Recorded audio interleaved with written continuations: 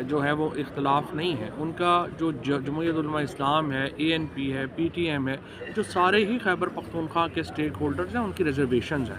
لہٰذا میرے خیال میں وفاقی حکومت کو چاہیے کہ جو جرگہ سہیل آفریدی نے کیا تھا یا خود بلا لیں اور اس میں تمام اسٹیک ہولڈرز کو بلا کے ان کے سفارشات کو سنیں، کیونکہ خیبر پختونخوا کے عوام اور ان کی سیاسی قیادت کو جوڑے بغیر آپ آپریشنز میں کامیاب نہیں ہو سکیں. سر آپ نے نواز شریف صاحب کی بات کی، آصف علی زرداری صاحب کی بات کی ہے، تو کیا آپ لوگوں نے ان سے پہلے بات کی ہے کہ ہم آپ کا نام دینے جا رہے ہیں اور آپ ہم پہ ٹرسٹ کریں؟ کوئی اس طرح کا معاملہ ہوا ہے یا بس آپ نے جسٹ اپنی طرف سے نام دیے ہیں؟ نہیں، ہم نے تو تجاویز دی ہے نا، آگے ماننا نہ ماننا تو ان کی اپنی مرضی ہے.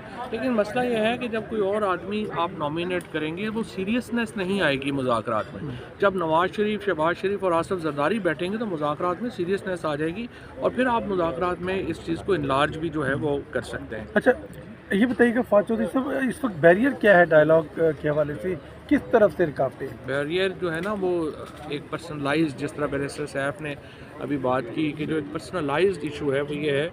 خان صاحب کے بارے میں یہ ہے کہ جی اگر وہ آتے ہیں تو وہ پتہ نہیں وہ انتقام میں پڑ جائیں گے یا چیزیں خراب ہوں گی. ہمیں ہاں یہی جس طرح انہوں نے کہا کہ شاید خان صاحب کو AK-47 لے کے نکلیں گے. ہمیں تحریک انصاف میں عمران خان صاحب کو میں نے جب اگست میں ملا تھا تو میں نے ان کو یہی گزارش کی تھی کہ ہمیں حکومت کو، اسٹیبلشمنٹ کو ایک سپیس دینی چاہیے تاکہ ان کو یہ نہ لگے کہ ہم آ کے تحریک انصاف آ کے پتہ نہیں کوئی ریونج پالیٹکس شروع کرے گی، اور اس کے لیے اقدامات کی ضرورت ہے.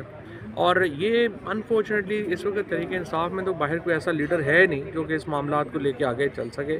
اس کے لیے ہم شاہ محمود قریشی کو دیکھتے ہیں، اعجاز چودھری کو دیکھتے ہیں، محمود الرشید کو دیکھتے ہیں، یاسمین راشد، عمر چیمہ کو دیکھتے ہیں کہ وہ یہ یقین دہانی کرائیں کہ تحریک انصاف جو ہے وہ سپیس دے گی اور اس سے ایک ٹمپریچر نیچے آئے اور پھر یہاں سے مذاکرات کا سلسلہ آگے بڑھے. سر مذاکرات کو قبولیت ملے گی؟ قبولیت کے بغیر کوئی مذاکرات نہیں. اگر اسٹیبلشمنٹ نہیں جائے گی مذاکرات کو قبولیت دینا یا مذاکرات کو انکریج کرنا تو مذاکرات کامیاب نہیں ہو سکتے. سر بہت شکریہ، تھینک یو. کمیٹی ہے اور جو میڈیا ہے اس کے لوگوں کو اسیران سے ملنے کی اجازت جو ہے وہ ہم انشاءاللہ کوشش کریں گے. اور اس سے پہلے اہم بات یہ ہے کہ آپ خواتین کو رہا کریں، سیاسی پریزنرز کو رہا کریں، میڈیا سے پابندیاں ہٹائیں تاکہ بات آگے چلے. سر اس سے پہلے بھی بات ہوئی ہے کہ جب 4 بڑے ہیں، 5 بڑے ہیں اور مل کر بیٹھے تو سیاسی درجہ حرارت جو ہے وہ کم ہو سکتا ہے، لیکن پہلے بھی تجویز کے اوپر عمل نہیں ہوا، لیکن اب دوبارہ پھر تجویز دی گئی ہے، لیکن مولانا فضل الرحمان صاحب کا نام جو ہے اس کے اندر نہیں آیا. کیا آپ ان کو سیاسی عمل سے باہر نکالنا چاہتے ہیں؟ نہیں، ہم تو چاہتے ہیں مولانا فضل الرحمان صاحب کو. ہم نے آج بھی کہا تھا کہ وہ آئیں، وہ انفارچونیٹلی موجود نہیں ہے اسلام آباد میں، وہ اپنے گاؤں میں ہے.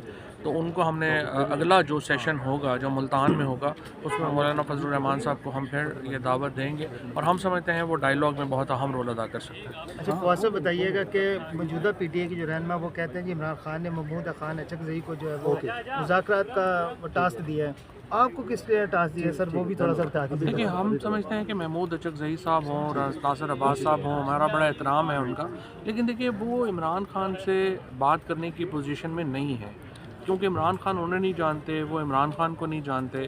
اس لیے ہم سمجھتے ہیں کہ جو جیل کے اسیران ہیں پہلے ایک ماحول چاہیے. صرف ڈائیلاگ کا کہنا کافی نہیں ہے، ڈائیلاگ کے لیے ایک ماحول چاہیے اور ماحول تب پیدا ہوتا ہے جب کہ آپ اسیران کو رہا کرتے ہیں، خواتین پریزنرز جو ہیں ان کو رہا کرتے ہیں.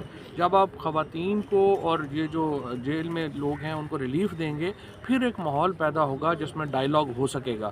اور ڈائیلاگ کے لیے ہم نے جس طرح پہلے میں نے عرض کیا، ہم چاہتے ہیں کہ نواز شریف صاحب، زرداری صاحب اور شہباز شریف صاحب حکومت کی طرف سے ڈائیلاگ کی ابتدا کریں، کیونکہ وہ جب کریں گے تو ایک سبسٹینٹیو ماحول خود ہی بن جائے گا.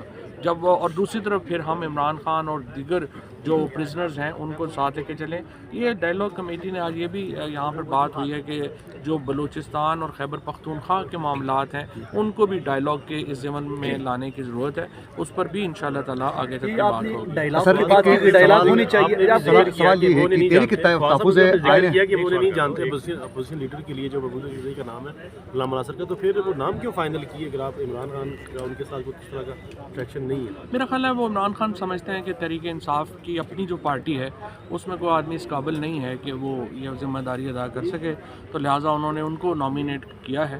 ادروائز تو ظاہر ہے کہ پی ٹی آئی کے اندر تو آپ حالت دیکھ ہی رہے ہیں کہ ایک جونیئر منسٹر میں دیکھ رہا تھا اپنے چیئرمین کو جو ہے وہ کہہ رہا ہے کہ اس کو بیان دینا نہیں چاہیے تھا، شفیع جان اور ان کو جو ہے وہ مذاق اڑا رہے ہیں. تو پی ٹی آئی میں تو پتہ ہی نہیں کہ اس وقت وہاں پہ تو جوتیوں میں دال بٹ رہی ہے، سمجھ نہیں آتی کہ کس نے کیا بات کرنی ہے.